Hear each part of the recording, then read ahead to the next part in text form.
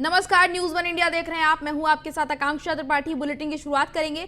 नगर निगम चुनाव को देखते हुए इस बार उत्तरी दिल्ली नगर निगम के बजट में लोगों को बड़ी राहत मिल सकती है।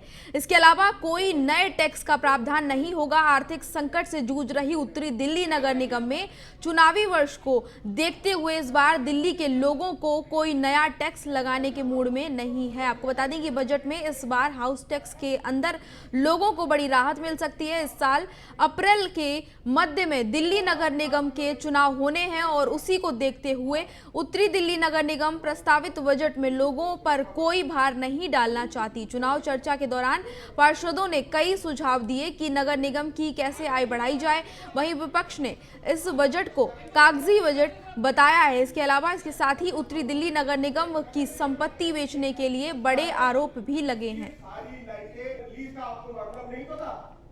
हमारे पास बहुत ही एमसीडी में पिछले 5 साल से सीमित साधन थे। केजरीवाल सरकार हर तरह से एमसीडी को फेल करने के लिए जो हमारी पेमेंट्स थी वो उन्होंने कट कर रखा है। 13,000 करोड़ रुपया केजरीवाल सरकार ने दिल्ली नगर निगम को देना है।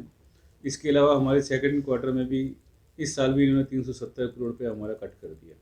इतना सीमित साधन होने के बावजूद भी दिल्ली नगर निगम, उत्तरी दिल्ली नगर निगम सेवा में हम लोग सेवारत हैं और हमने किसी भी तरह का कोई टैक्स नहीं बढ़ाया। और हमने भी कई ऐसे नए प्रोजेक्ट लेकर आए हैं जिसमें जो हमारी जनता के लिए वो बहुत ही लाभकारी हैं। इसलिए मैं तो आपको यही एश्योर करता हूँ कि इतने सीमित साधन के बावजूद भी हमने कहीं भी सेवा में कोई कमी नहीं छोड़ी। देखिए, मैं इस बजट के बारे में इतना ही कहना चाहता हूँ कि ये कागजी बजट है और मुंगेरी लाल के हसीन सपने जैसा है। वो कहते हैं ना, घर में नहीं दाने और अम्मा चली भुनाने वाला हिसाब हमारी नॉर्थ एमसीडी के लोगों का है, मेयर साहब का है। सब जानते हैं ये बजट कागजी बजट है। ये जब इस बजट से पिछले 5 सालों का अगर हम देख लें इनका इतिहास, पिछले 5 सालों के अंदर हम समय से तनख्वाह नहीं दे पाए, कर्मचारियों को पेंशन नहीं दे पाए, उनके डीए नहीं दे पाए, यहाँ तक कि बोनस भी खा गए। ये किस मुंह से अपने बजट को अच्छा कह रहे हैं? तो ये 5 साल का तो इनका शासन, जो वर्तमान नॉर्थ एमसीडी के मेयर हैं, और इससे पहले भी 10 साल रहा है इनका, 15 साल का कुशासन चीख चीख के कह रहा है कि नॉर्थ एमसीडी को बर्बाद कर दिया है, दिवालिया कर दिया।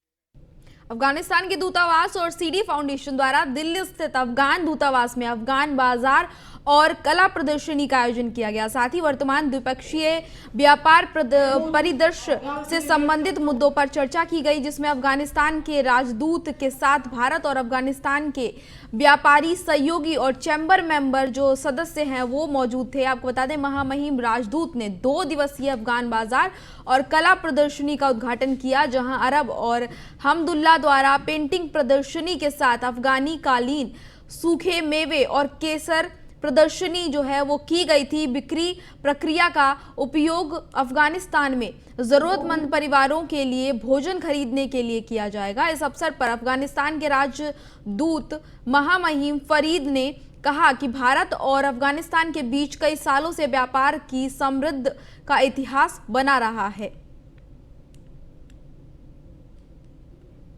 जो हमारी मीटिंग रही है ये ट्रेड, लार्जली एक ट्रेड और फंड रेजिंग इवेंट की मीटिंग रही है, जिसमें हमने अफगान और इंडियन ट्रेडर्स को इकट्ठा किया। इनकी जो ट्रेड इश्यूज हैं इन पे डिस्कशन 2 दिन होगी, आज भी होगी, कल भी होगी। और जो प्रॉब्लम्स काबुल में गवर्नमेंट चेंज होने के बाद आई हैं, किस तरह उन प्रॉब्लम्स को सॉल्व करने के लिए, उनके लिए हल के रास्ते ढूंढ लाने के लिए इस पे हमारे बहस होगी। और इसके अलावा जो नीडी लोग हैं, जो ज़रूरतमंद लोग हैं, जिनके साथ एमबीसी का कॉन्ट्रैक्ट है या हमारी एनजीओज़ हैं, उनको इधर भारत में जो अपने पार्टनर्स एनजीओ हैं उनकी के साथ कनेक्ट करना है। तो ये 2 मेजर ऑब्जेक्टिव इस प्रोग्राम की थे। जिस तरीके से आज आप लोग व्यापार की अगर बात करें तो क्या पहले से अपने व्यापार में कुछ सुधार हुआ, और कल जो बजट पेश हुआ उसको किस नजरिए से देखते जो गवर्नमेंट ने बजट पेश? व्यापार में तो अभी तक बढ़ोतरी आई है। पिछले 9 महीने में अगर हम आंकड़े देके, हम अरकाम देके, फिगर्स देख ले तो हमारा ट्रेड पे उतना बुरा असर नहीं हुआ है, बल्कि ट्रेड थोड़ा मार्जिनली थोड़ा बढ़ा है। ये एक अच्छी न्यूज़ है। दूसरी, जो कल बजट की अप्रूवल हुई है उसमें अफगानिस्तान के लिए 200 करोड़ रुपया अफगानिस्तान की डेवलपमेंट के लिए रखा गया है और 100 करोड़ रुपया चाबहार पोर्ट के लिए रखा गया है। और दिनेश सूद सर के साथ हम लोगों ने दिनेश सर ने आज 50 स्कॉलरशिप अनाउंस किए हैं अफ़गानिस्तान स्टूडेंट्स और रिफ्यूजीज़ के लिए जो फुल्ली स्पॉन्सर्ड होंगे। And skilling as I have always say is a very important aspects and handy equipment for a young youth and because ये बहुत एम्प्लॉयबल स्किल होता है। अगर दिनेश जी कुछ बोलना चाहें इस बारे में। डेफिनेटली हमें बड़ी खुशी महसूस हो रही है कि हम 50 बच्चों को कैपेबल कर सकेंगे कि वो अपने करियर को इस फील्ड में बना सकें। Total free of cost training देने जा रहा है ओरेन इंटरनेशनल, जिसके कि आज देश में 102 के करीब सेंटर्स हैं और इनका काफ़ी बड़ा कॉलेज ब्रिटिश कोलंबिया कनाडा में भी है। तो मैं चाहूँगा कि एक्सीलेंसी भी अपने कुछ व्यूज़ इसके ऊपर शेयर करें कि ओरेन का ये इनिशिएटिव आपको कैसा लगता है। इंडिया की लीडिंग ब्यूटी ट्रेनिंग स्कूल की चेन है, उन्होंने कोलैबोरेशन किया है अफ़गान एम्बेसी के साथ। हम 50 बच्चों को उनके बिल्कुल फ्री ऑफ कॉस्ट ट्रेनिंग दे रहे हैं और इनके आज पूरे भारत में 102 इंस्टीट्यूट हैं ब्रिटिश कोलंबिया कनाडा में और इनकी सबसे बड़ा कॉलेज है और यहाँ पे तकरीबन 25,000 के करीब बच्चे हर साल पास आउट होकर अपने आप को कैपेबल बनाते हैं। और रेन आने वाले टाइम में इंडिया में और 200 स्कूल खोलने वाला है इन 3 इयर्स।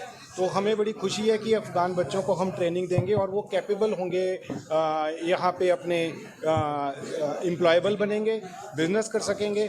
और आज की कोलैबोरेशन बहुत ही महत्वपूर्ण लग रही है और इनका ये इनिशिएटिव रहेगा कि भारत में जैसे वो आज नंबर 1 ट्रेनिंग स्कूल्स हैं 102, किसी भी दूसरी ब्यूटी स्किल ट्रेनिंग कंपनी के इतने ज़्यादा स्कूल नहीं हैं। दिल्ली में ही हमारे 11 स्कूल्स हैं। तो ये हम अपने जल्दी ही मिशन को पूरा करेंगे। पूर्व दिल्ली के लक्ष्मी नगर इलाके में बीती रात हुई ताबड़तोड़ फायरिंग से इलाके में हड़कंप मच गया। बताया जा रहा है कि परचून की दुकान चलाने वाले मुकेश यादव परिवार के साथ एक प्रोग्राम में शामिल होने के बाद घर वापस जा रहे थे अपनी कार से और इसी दौरान 2 कार, एक बाइक सवार और एक स्कूटी ने आए दर्जन भर बदमाशों ने मुकेश यादव और उनके परिवार पर अंधाधुंध फायरिंग कर दी। गनीमत ये रही कि इस पूरी फायरिंग में पूरा परिवार बाल बाल बच गया और घर में घुसकर सभी लोगों ने अपनी जान को बचाया। वहीं घटना के बाद मौके पर पहुंची पुलिस ने जांच शुरू कर दी है। पीड़ित परिवार के बयान के आधार पर मुकदमा दर्ज कर लिया गया है। आसपास लगे सीसीटीवी फुटेज खंगाले जा रहे हैं और फरार बदमाशों की पहचान का प्रयास किया जा रहा है।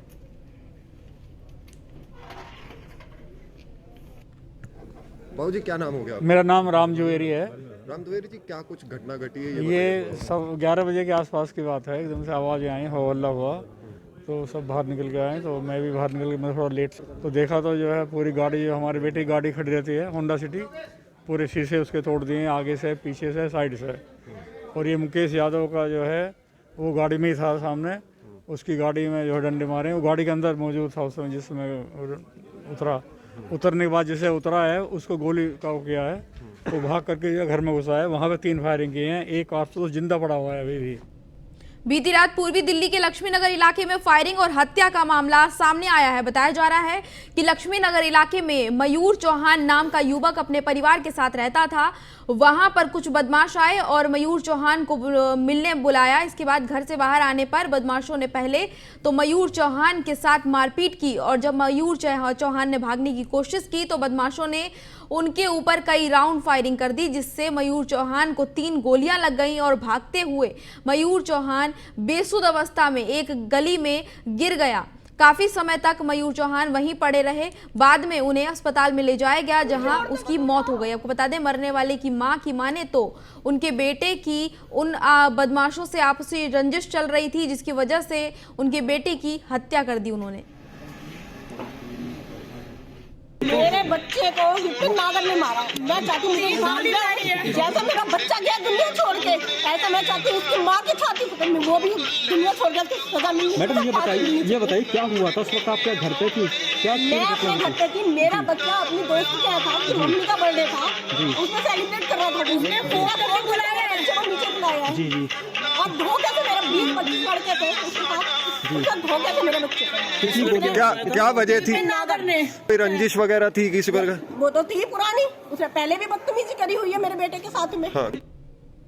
दिल्ली के तुगलकाबाद एक्सटेंशन में एक ऐसा मामला सामने आया है जिसमें पति ने अवैध संबंध के शक में अपनी शख्स के चलते अपनी पत्नी पर सिलेंडर और ईंट से सिर पर वार किए, जिसके बाद मौके पर पत्नी ने दम तोड़ दिया। फिलहाल पुलिस ने आरोपी पति को गिरफ्तार कर लिया है। फिलहाल पुलिस मामले की जांच में जुटी हुई है। तो आपको बता दें, दिल्ली के तुगलकाबाद का ये दिल दहला देने वाला मामला सामने आया। अवैध संबंध के शक में ये हत्या पति ने अपनी पत्नी की कर दी।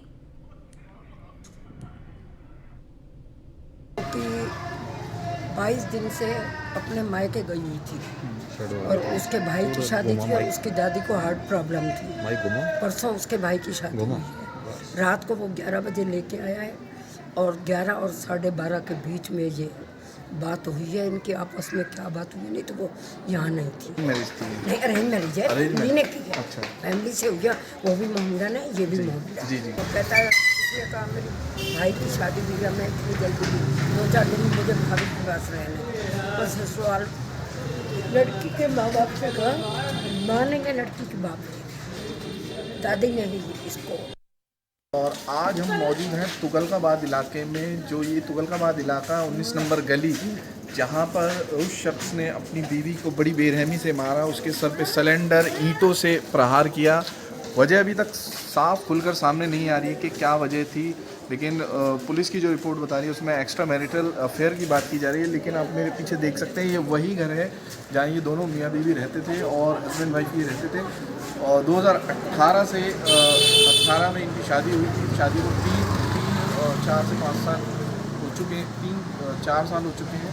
और आप देख सकते हैं कि मेरे पीछे के ये वही जगह है जहाँ पर उस लड़की को बड़ी बेरहमी से मारा गया। पड़ोसियों से बात करने पे पता लगा कि ऐसी कोई वजह नहीं थी, कोई एक्स्ट्रा मैरिटल अफेयर की कोई बात नहीं थी। ये क्या वजह है अब ये लड़का ही बता सकता है, जो अभी पुलिस की गिरफ्त में है। मैं कैमरामैन शमीन के साथ वसीम फिरोज, न्यूज़ बदल।